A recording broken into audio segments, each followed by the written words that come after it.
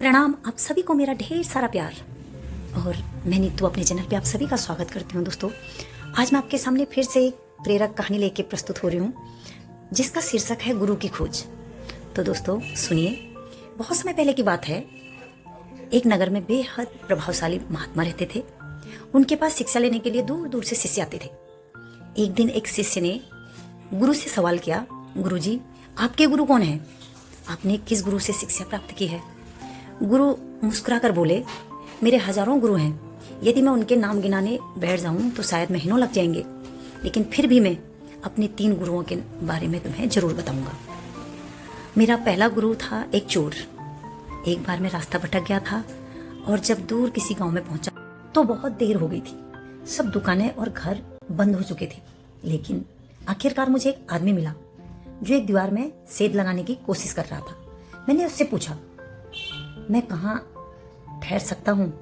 चोर बोला, आधी रात गए, इस समय आपको कहीं कोई भी सहारा मिलना बहुत मुश्किल होगा, लेकिन आप चाहें तो मेरे साथ आज की रात ठहर सकते हो। मैं एक चोर हूँ और अगर एक चोर के साथ रहने में आपको कोई परेशानी नहीं होगी तो आप मेरे साथ रह सकते हैं। वह इतना प्यारा आदमी था कि मैं उसके साथ एक रात की जगह 1 महीना तक रह गया। वह हर रात मुझे कहता, मैं अपने काम पर जाता हूँ, आप आराम करो, प्रार्थना करो। जब वह काम से आता तो मैं उससे पूछता, कुछ मिला तुम्हें? वह चोर कहता, आज तो कुछ नहीं मिला, पर अगर भगवान ने चाहा तो जल्दी जरूर कुछ मिलेगा।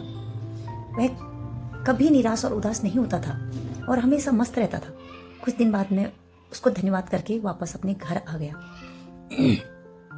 जब मुझे ध्यान करते हुए साल बीत गए और कुछ भी नहीं हो रहा था तो कई बार ऐसे क्षण आते थे कि मैं बहुत हताश और निराश होकर साधना छोड़ लेने की ठान लेता था। और तब अचानक मुझे उस चोर की याद आती थी जो रोज कहता था कि भगवान ने चाहा तो जल्दी कुछ जरूर मिलेगा। और इस तरह मैं हमेशा अपना ध्यान लगाता और साधना में लीन होता रहा। दूसरा गुरु एक कुत्ता था।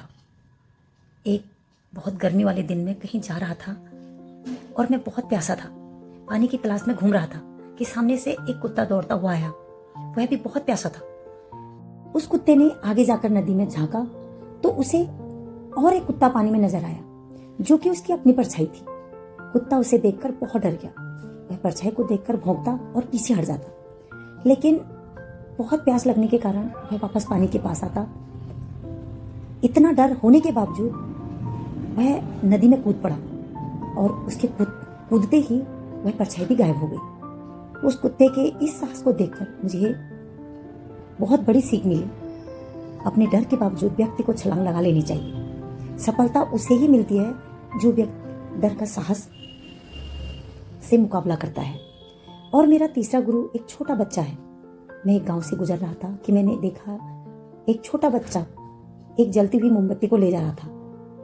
वह पास के किसी मंदिर में मोमबत्ती रखने जा रहा था। मजाक में मैंने उससे पूछा, क्या यह मोमबत्ती तुमने जलाई है? वह बालक बोला, जी मैंने ही जलाई है। मैंने उससे कहा, एक क्षण था जब यह मोमबत्ती बुझी हुई थी और फिर एक क्षण आया जब यह मोमबत्ती जल गई। क्या तुम मुझे वह स्रोत दिखा सकते हो जहां से वह जोत आई? वह बच्चा हंसा और मोमबत्ती को फूंक मारकर बुझाते हुए बोला, अब आपने ज्योति को जाते हुए देखा है? वह कहाँ गई? आप ही मुझे बताइए। मेरा अहंकार चकनाचूर हो गया। मेरा ज्ञान जाता रहा और उस क्षण मुझे अपनी मूर्खता का एहसास हुआ। तब से मैंने कोरे ज्ञान से हाथ धो लिए। दोस्तों, शिष्य होने का अर्थ क्या है? शिष्य होने का अर्थ है पूरे अस्तित्व के प्रति खुले होना। हर समय हर ओर से सीखने को तैयार रहना चाहिए। दोस्तों, कभी किसी की बात का बुरा नहीं मानना चाहिए। किसी भी इंसान के कही हुई बातों को ठंडे दिमाग से एकांत में बैठकर सोचना चाहिए कि उसने क्या क्या कहा और क्यों कहा। तब उसकी कही हुई बातों से अपनी की हुई गलती को समझें और अपनी कमियों को दूर करें।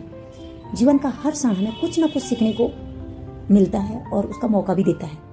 हमें जीवन में हमेशा एक शिष्य बनकर अच्छी बातों को सीखते रहना चाहिए। दोस्तों, यह जीवन हमें आए दिन किसी न किसी रूप में किसी गुरु से मिलाता रहता है। यह हम पर निर्भर करता है कि हम उस महात्मा की तरह एक शिष्य बनकर उस गुरु से मिलने वाली शिक्षा को ग्रहण कर पा रहे हैं या नहीं।